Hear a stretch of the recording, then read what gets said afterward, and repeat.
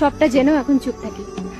এখন আর এক্সপ্লেন করতেও মন চায় না, কারোর সাথে তর্কে জড়াতেও এখন আর মন চায় না। জীবনের এরকম একটা ফেজ বোধহয় সবারই আসে, তাই না? যখন বলতে অনেক কিছু চাই, কিন্তু তাও বলতে ইচ্ছে করে না। আমরা সবার থেকে নিজেকে আলাদা রাখার বাহানা খুঁজি, যখন সত্যি আর কারোর জন্য ভাবতে ইচ্ছা করে না। না কারোর মন জয় করতে ইচ্ছে করে, না কারোর রাগ ভাঙাতে ইচ্ছে করে, না কোনো কিছুতে যোগ দিতে ইচ্ছে করে, না কোনো ব্যাপারে অভিযোগ করতে, কারোর সাথে কথা বলতে ইচ্ছে করে না, না কারোর মেসেজের রিপ্লাই দিতে ইচ্ছে করে। সবার কথা মতন চলতে চলতে, সবাইকে বুঝতে বুঝতে আজকে আমি বড় ক্লান্ত।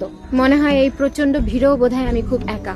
মাঝে মাঝে মনে হয় যে এই স্বার্থপর দুনিয়া থেকে যত দূরে থাকা যায় তত ভালো। তাই মনে হয় এখন কেউ সাথে থাকলেও ভালো, না থাকলেও ভালো, কথা বললেও ভালো, না বললেও ভালো।